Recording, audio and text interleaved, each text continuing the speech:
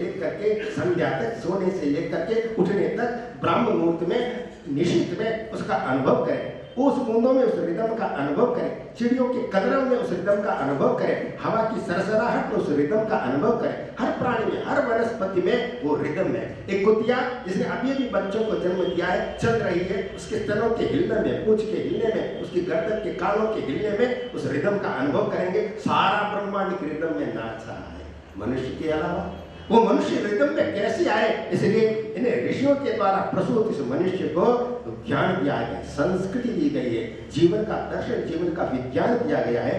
इसीलिए मैं कहता हूँ ईश्वर विषय हमारी अवधारणा स्पष्ट होनी चाहिए।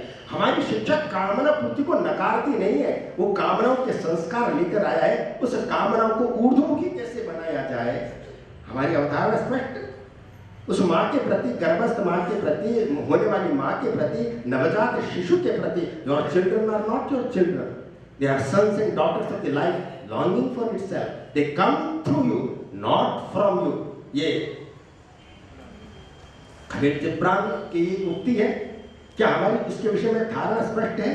किशोर के प्रति, युवा के प्रति, वृद्ध के प्रति, नारी के प्रति, वधु के प्रति उसको स्पष्ट करना, तो ईश्वर के विषय में हमारी अवधारणा स्पष्ट होना शुरू हो जाएगी। ईश्वर ने जो एक शासन दिया, मनुष्य एक सीमा तक उसका उल्लंघन कर सकता है और उल्लंघन करके वह अपनी कामना पूर्ति के प्रसंग में धर्म तत्व के विरुद्ध में जा सकता है और धर्म के विरुद्ध में जाते ही will be punished then and there. उसी समय उसको दंड मिलेगा, कुछ समय बाद में भी मिलेगा, अगले जन्म में भी मिल सकता है। इसलिए ईश्वर के विषय में हमारी अवधारणा स्पष्ट होनी चाहिए। हमने ईश्वर को मंदिर में बांध करके रख दिया है, एक उपासना की पद्धति में बांध करके रख दिया है। अगर हम ईश्वर के नियम का पालन करेंगे तो ईश्वर प्रेम करने वाला, दया करने वाला है, वो हमारा गुरु है और अंत तो गत्वा हमारा परम प्रेमास्पद, हमारा सच्चा स्वरूप है। पहली पंक्ति, शिक्षा ईश्वर विषय अपनी अवधारणा को स्पष्ट करें। हमारी गोष्ठी चल रही है, ईश्वर देख रहा है कि नहीं देख रहा है? कि अंदर से देख रहा है, बाहर से देख रहा है, प्राणियों के द्वारा देख रहा है, निरंतर सजग है। उस पर क्या प्रतिक्रिया हो रही है? उस पर प्रतिक्रिया यह होगी, यदि अगर हमारे अंदर ये बात है, अहंकार विमूढ़ आत्मा कर्ता अहम इति मन्यते, अगर ऐसा है तो ईश्वर बैकग्राउंड में रहेगा।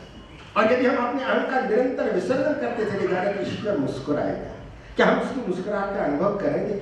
वो हमारी आंखों के द्वारा प्रकट होगी, चेहरों के द्वारा प्रकट होगी, आगंतुक के द्वारा प्रकट होगी।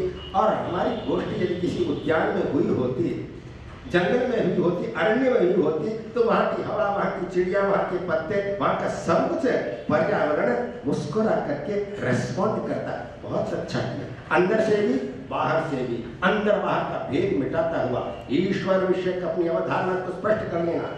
उसकी सुगंध आ रही है क्या? इतने वर्ष बीत गए, यौवन चला गया और दूर खड़ा जाकर के हमको देख रहा है, मैं तुम्हारे जीवन में आया था, तुमने क्या किया? क्या तुमने मेरा सदुपयोग किया? युवावस्था आती है ताकि हम उसके साथ में आनंद से नाचें, खेलें, कूदें, उस चिर युवा के साथ में एकाकार हो जाए। वो चली गई, बाल सफेद हो गए, घुटने दर्द कर रहे हैं और ईश्वर हमको क्या कह रहा है? उस हमारी अपेक्षा क्या है? क्या हमको उसकी खुशबू आ रही है क्या? क्या हमारी उससे संबंध हो रहा है क्या? क्या हम उसके नृत्य को देख पा रहे हैं क्या? उत्क्रामंतम स्थितम वापि भुंजानम वा गुणान्वितम।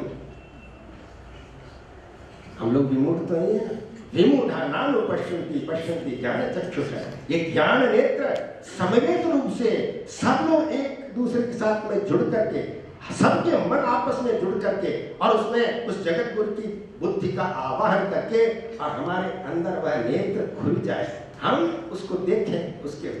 इसलिए मैंने कहा ईश्वर के प्रति अपनी दृष्टि को ठीक करना, जगत के प्रति अपनी दृष्टि को ठीक करना। टाइम हो रहा है। गच्छति इति जगत, संसरति संसार। अब ये पार्टिकल, सब पार्टिकल मूवमेंट है या वेव मूवमेंट है या कोई आजकल कोई कौन सी थ्योरी आ गई है, वो मेम्ब्रेन थ्योरी आ गई, कौन सी थ्योरी आ गई? सबसे परफेक्ट जिसका वर्णन हुआ है मिथ्या शब्द के द्वारा हुआ है। ये जगत रात्रि व्यख्यदायते और निरंतर बोलती हुई आ रही है, रात्रि ये उषा आ रही है। सारा जगत उस अव्यवहार्य का अपने आप को व्यवहार में कैसे लाया जाए उसका एक प्रदर्शन है। ये जगत भगवान का प्राकट्य है, उसका बोलना है, उसका नाचना है, ये सारा का सारा नाम रूपात्मक जगत, ये द्वैत जगत उस नटराज की जटाओं में सुशोभित चंद्रमा की कला है, वह अखंड नृत्य कर रहा है।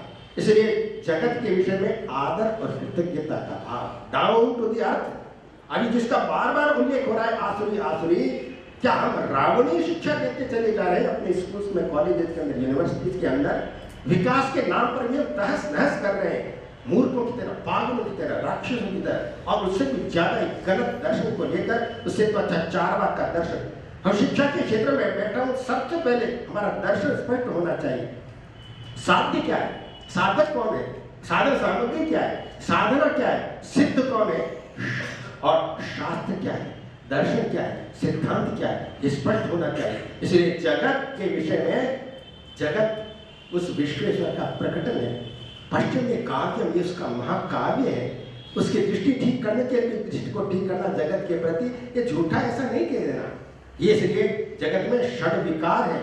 जगत एक यज्ञ चक्र के अंतर्गत, सुदर्शन यज्ञ चक्र के अंदर चल रहा है। इतनी ग्रेस है उसके अंदर, इतना माधुर्य है उसमें, software, infinite number of ecosystems, all interconnected, interdependent, interrelated. विज्ञान जितना आगे बढ़ता चला जा रहा है वो आश्चर्यचकित है। सारा जगत, चराचर जगत, सजीव और निर्जीव एक सुदर्शन चक्र में चल रहा है। मनुष्य में आकर के वो चक्र टूटता है, क्योंकि conceptual clarity is utterly lacking, because emotional purity is not there, because volitionary dexterity is not there. हमारी कृति में, कर्म में दोष है, प्रामाणिकता नहीं है, हमारी भावना में दोष है, और इन दोनों के रहते आपका तत्व चिंतन स्पष्ट नहीं होगा। और तत्व चिंतन की अस्पष्टता के चलते आपकी भावना शुद्ध नहीं होगी, आपकी क्रिया शुद्ध नहीं होगी, तीनों आपस में रिलेटेड हैं। इसलिए हम जगत के प्रति सामने एक यज्ञ चक्र में चल रहा है, चाहे एक सेल हो, चाहे एक पेड़ हो, समझे वो यज्ञ चक्र क्या है।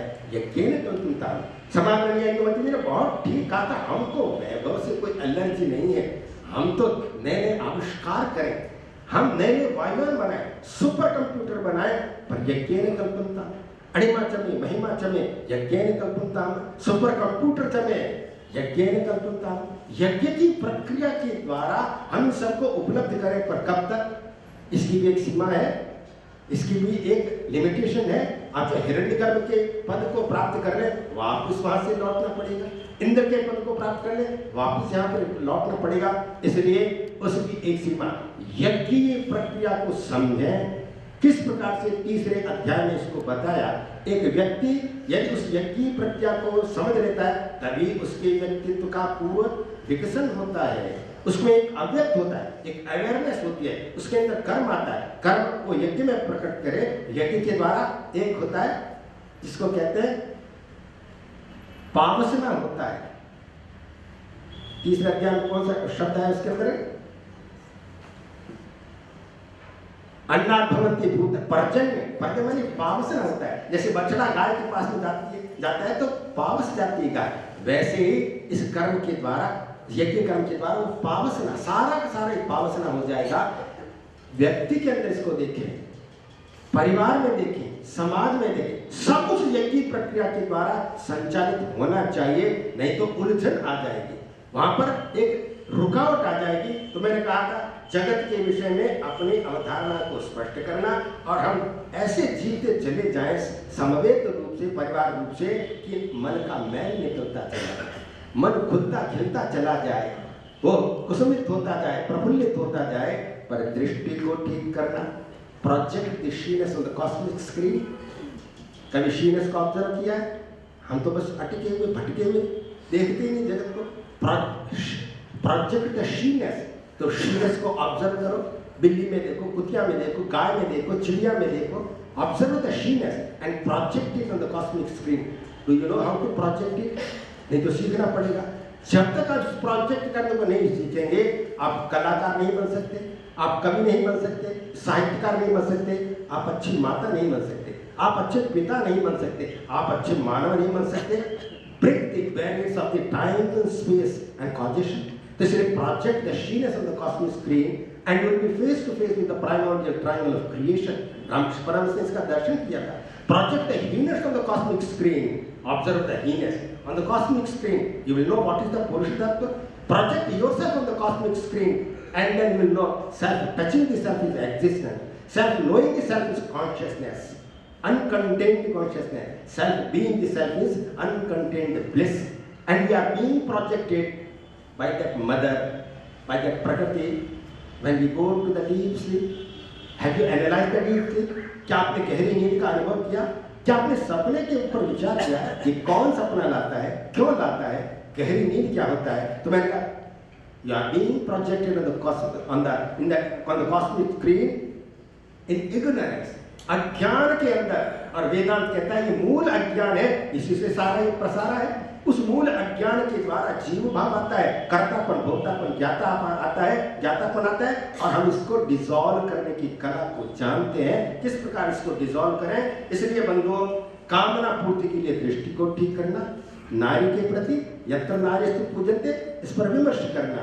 इसलिए इस पर विमर्श करते करते बालक के प्रति, किशोर के प्रति, युवा के प्रति, वृद्ध के प्रति, सब पर विमर्श करते चले जाना, दृष्टि को आप ठीक करना। कामना पूर्ति हमारे लिए मेन इशू नहीं, क्योंकि कामना ये स्वीकार करती है कि सुख बाहर है। ऑल राइट, बाहर है, तुम work it out, experiment with it. सिर्फ कहने से नहीं होगा, धीरे धीरे cultured and controlled central enjoyment and continuously controlling the desire for the central enjoyment, आपको धीरे धीरे उम्र आपकी बढ़ती चली जाएगी, तब आपको पता लगने लगेगा सारे प्रेम का, आनंद का, शांति का, ज्ञान का, सुख का स्रोत है वो आत्मा है। अंदर आत्मा ऐसे नहीं कहूँगा, आत्मा अंदर भी है, बाहर। अध्यात्म को गलत परिभाषित कर दिया, आत्मा अलग अलग है ऐसा मान लिया, तो आपका अध्यात्म भी अलग हो जाएगा। इसलिए विवेकानंद की सूक्ति पर विचार करना, उन्होंने कहा अध्यात्म भी चाहिए और विज्ञान भी चाहिए। वो एक प्रवाह में कह दिया होगा, हमारे यहाँ पर ऐसा नहीं है, परा विद्या या ब्रह्म विद्या सर्व विद्या प्रतिष्ठा। इसलिए हम अध्यात्म को एक अधिष्ठान के रूप में समझते हैं, स्वीकार करते हैं। आप उसको मानो चाहे नहीं मानो, जैसे धरती के सारे देश अलग अलग जैसे हैं, धरती की चेतना के द्वारा वे धारित हैं। हमने मान लिया है कि ये देश अलग, ये देश अलग है, वैसे ही हमने मान लिया है कि तुम अलग, मैं अलग, तुम्हारा शरीर अलग, तुम्हारा मन अलग, और ज्ञान भी अलग अलग मान लिया है, पर ये अखंड ज्ञान के द्वारा संधारित है। इसको ब्रह्म विद्या कहते हैं। तो मैंने कहा कामना पूर्ति कौन है, और कर्तव्य जिसकी बात कहते हैं, कर्तव्य पूर्ति के अंतर्गत ये राष्ट्र की बात कर रहे हैं, बहुत अच्छा, पर इससे भी बहुत व्यापक कॉन्सेप्ट है आपका, जिसके लिए देव ऋण, ऋषि ऋण, पितृऋण, मनुष्य ऋण, भूत ऋण। मनु महाराज कहते हैं ऋणानि त्रीणि अपाकृत्य मनो मोक्ष निवेश। अगर विवेकानंद ने या किसी ने कह लिया हो और आपने भी अपना सिद्धांत बना लिया हो कि मुझे मोक्ष नहीं चाहिए, तो कृपा करके उस मोक्ष को दोबारा परिभाषित करना। वेदांत की जो मोक्ष की परिभाषा है वो तो अखंड रूप हो जाना ही मोक्ष है, और ये दिस इज द इसको हाईएस्ट मोटिवेशन, ये हाईएस्ट मोटिवेशन। इसलिए नवजात शिशु के कान में पिता बोलता है ओम ओम ओम, वेदोसी वेदोसी वेदोसी, तू ज्ञान स्वरूप है, तू वेद स्वरूप है, तू ओंकार स्वरूप है। इसलिए इसको स्पष्ट करना और विचार करके देखना कि आप कर्मयोग के विषय में आपकी धारणा स्पष्ट है या नहीं। ये गीता का अद्भुत अवदान है, ये भारतीय संस्कृति का वैशिष्ट्य है, और ये आप में से बहुतों के अंदर आप प्रकट होने के लिए एक अकुलाहट के साथ में ये तड़प रहा है, इसको प्रकट होने देना। इसके सीक्रेट को यदि आपने समझ लिया, तब आपको पता लगेगा हर काम करने के पश्चात में जो स्वार्थ रहित है, जिसमें आपने अहंकार को छोड़ने का प्रयास किया है, जिसमें आपने यज्ञ चक्र का आवाहन किया है, आपको एक अकर्म की स्थिति का अनुभव होगा।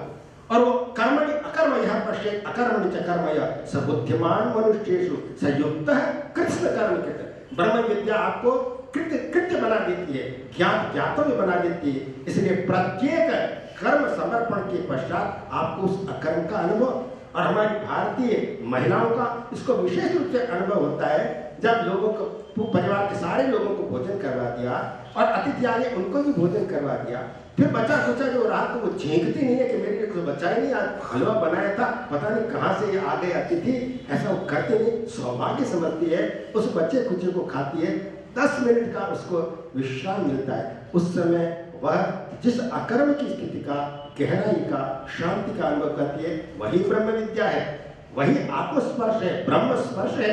इसलिए ब्रह्म विद्या को अजीबोगरीब कोई मत समझ लेना।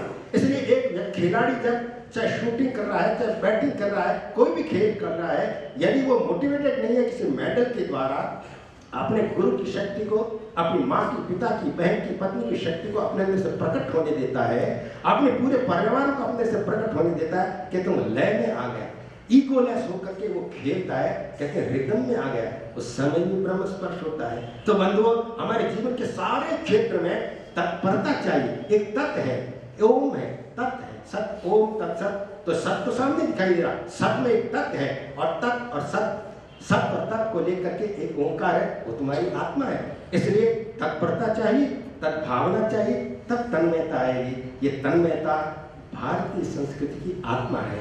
प्रणवो धनु शरोध्यात्मा ब्रह्मत लक्ष्य उच्यते अप्रमत्तेन वेद्धव्यम शर्वत तन्मयो भवेत। इसलिए आपने ओंकार बोला पर तन्मय होकर नहीं बोला, बोल तो दिया, तन्मय होकर नहीं बोला। इसलिए बंधुओं, हिमाद्रि तुंग शृंग से प्रबुद्ध शुद्ध भारती स्वयं समुज्ज्वला स्वतंत्रता पुकारती अमर्त्य वीर पुत्र हो दृढ़ प्रतिज्ञ सोच दो। प्रशस्त पुण्य पंथ है, पढ़े चलो, पढ़े चलो, चले वेती। कैसा भी समय हो, ये पुनरुत्थान ने ये शंखनाद किया है, अपने अंदर से 5 जन्य को प्रकट होने दो। तिरंगे झंडे को हिमालय से भी ऊंचा होकर के सत्य में जयते का उद्घोष लगाने दो। इसलिए संविधान के चर्रे में उपनिषद को और गीता को गाने दो, अपने अंदर से इस महान संस्कृति को प्रकट होने दो।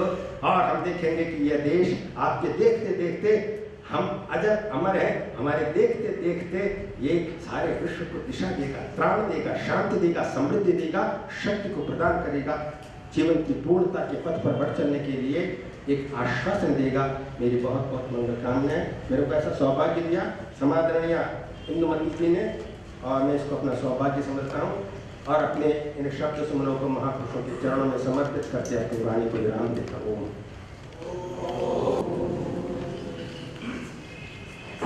फिर से सामूहिक सत्र के लिए इसी सभा कक्ष में आना है। सामूहिक सत्र का समय है 3:45।